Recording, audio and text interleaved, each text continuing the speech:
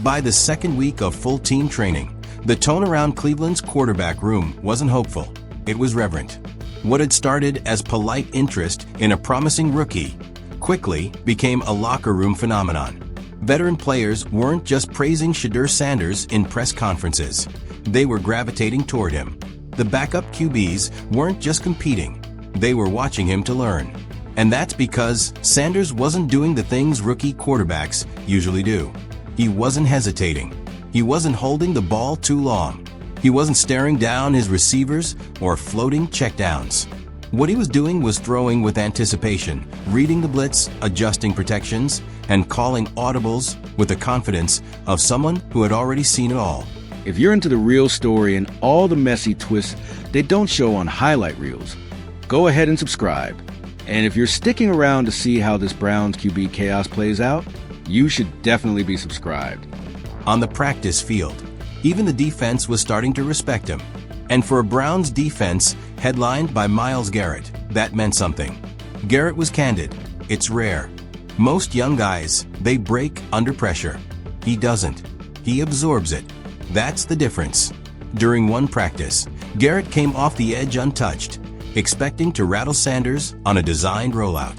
Instead, Sanders saw him mid-drop, slid 2 steps up, and released a 35-yard pass on the move before Garrett even got within 5 yards. The sideline erupted. Defensive players whistled. The coaches nodded. The throw was perfect. The poise was chilling. And yet, the most impressive part wasn't the throw. It was the way Shedeur walked back to the huddle like nothing had happened. Inside the Browns organization, the conversation shifted. Offensive coordinator Joe Woods was already restructuring packages to play to Sanders' strengths. More shotgun, more RPOs, more freedom at the line of scrimmage. Plays were being installed with Shedeur in mind. Not just plays to manage the game, plays to win it. A scout within the building put it plainly. He's not just ahead of schedule, he's redrawing it. Reporters covering camp couldn't get enough. Every day, clips of Sanders were going viral, tight window slants, no-look passes, pump fake bombs down the sideline. One clip even showed him joking with cornerback Denzel Ward mid-play, then dropping a dime over his shoulder while laughing. That level of confidence, mixed with elite execution, had only one comparison: Mahomes. But what made Sanders truly stand out wasn't just skill. It was preparation. He was the first in the building and often the last to leave. Equipment staff began noticing that his locker light was on before theirs. Practice squad receivers shared that he was texting them late at night asking to run red zone fades after walkthroughs. He didn't treat the NFL like a dream. He treated it like a business. And then came the scrimmage. Browns versus Browns. Full pads. Fans in the stands. Coaches evaluating every rep like it was a regular season game. This was where the starter was supposed to emerge. Shedeur didn't just emerge, he exploded. First drive, 8 plays, 72 yards, touchdown. Second drive, 5 plays, 61 yards, touchdown. By the time the first quarter of the scrimmage ended, Sanders was 10-4, 11 with 2 touchdowns, and had rushed for 24 yards on designed QB keepers. The defense wasn't soft. It was top 10 in the league. And yet, it was like he saw the whole field in slow motion. When asked afterward what had changed, Sanders said, "Nothing. I just love to prepare. I don't look at it as pressure, I look at it as privilege." That statement reverberated through the franchise. The Browns weren't just excited about Shedeur, they were beginning to plan around him. Team President D. Haslam reportedly started informal talks with the PR team about marketing campaigns centered on their rookie quarterback. Not because of hype, but because of resonance. Fans were buying number 5 jerseys faster than any Browns jersey in a decade. Sanders wasn't just performing, he was connecting. In the locker room, his presence was magnetic. One player compared him to a 22-year-old CEO. His command, his calmness, and his clarity in communication gave the offense a confidence it hadn't had in years. Even head coach Kevin Stefanski, usually reserved in praise, was gushing. "He's special," Stefanski told reporters. "He's doing things you can't teach. But more than that, he's humble, he's focused, and he elevates everyone around him." and that elevation was beginning to shape decisions. By the start of Week 3 in training camp, Shedeur Sanders had been moved to 100% of the first-team reps. Kenny Pickett, brought in as insurance, was informed by staff that the competition was shifting. Dillon Gabriel, the other rookie, was moved to developmental work.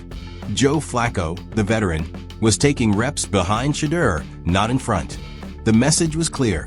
The QB1 spot belonged to Sanders now. And it wasn't temporary. It was transformational. Sports shows across the country had a new headline. Did every NFL team just miss on Shedeur Sanders? Some analysts pointed to his fifth-round draft spot as proof the NFL still doesn't understand how to evaluate character combined with preparation. Others believed it was his confident demeanor, the Dion factor, that caused teams to shy away. But those critiques now looked absurd. In camp, Shedeur wasn't cocky. He wasn't arrogant. He was clinical. His teammates backed him. Loudly. Jerry Jeudy told ESPN, "I've played with great QBs. Shedeur got it. He ain't fazed by nothing. I trust him." Even the defense began playing more physically just to test him. And every time they did, he responded. Not with trash talk, but with execution. By the time the preseason opener arrived, Sanders had not only earned the start, he owned it. On national television, with fans and scouts watching closely, he put on a masterclass. 11 of 13 for 142 yards and 2 touchdowns in 1 quarter of action. No turnovers. No missed reads. He even drew a penalty on a hard count that caused the defense to jump. The announcers couldn't stop talking about him. Poised, polished, and fearless, one said. You'd think he's been in the league 5 years. The headlines the next morning said it all. Shedeur Sanders, the Browns' best draft pick in a generation. Rookie QB silences critics with clinical preseason opener. From 5th round to franchise face. The Browns suddenly had more than a quarterback. They had a vision. Fans believed. The locker room believed. And Shedeur? He stayed locked in. In interviews, he deflected praise, giving credit to his O-line, his coaches, and his receivers. When asked about the hype, he simply said, "It's camp. It's a start. But I'm chasing something bigger. Consistency. Wins. Legacy." Legacy. That word hadn't been used around a Browns quarterback in a long, long time. But now, with Sanders under center, it no longer sounded like fantasy. It sounded like a plan. By the second preseason game, the expectations were no longer about can he handle it. They had shifted to how much more can he do. The stadium was packed, not with just Browns fans, but with curious onlookers from across the league. National outlets sent crews. Analysts who had written off Sanders during the draft process were suddenly on camera trying to recalibrate their stance. "I didn't think he'd look this ready," one former quarterback admitted on a live broadcast. But this isn't potential anymore. This is performance. On the field, Sanders didn't flinch under the added attention. In fact, he looked even more comfortable. The second game was against a stout defensive unit. It was supposed to test his decision-making under duress. Instead, he dismantled them. In 3 drives, he completed 12 of 15 passes for 168 yards and a rushing touchdown. He didn't just manage the game, he dictated it. There was one particular drive that changed everything. Backed up on his own 3-yard line after a muff punt, Shedeur stared down the opposing defensive coordinator, who had just called the zero blitz. No safety help. Every gap coming. Most rookie quarterbacks panic in that situation. Shedeur, he changed the protection, barked a signal, and hit a seam route up the middle for 38 yards. Then, he nodded toward the sideline. Cool, efficient, dangerous. After the game, the Browns coaching staff finally confirmed what everyone already knew. Shedeur Sanders would enter week 1 of the regular season as the starting quarterback. And the moment that announcement hit the airwaves, Cleveland changed. Local businesses started offering discounts for anyone wearing a Sanders jersey. Murals popped up downtown with slogans like Believe in 5. Even longtime skeptics, battered by years of quarterback failure, began to feel something they hadn't in decades: hope.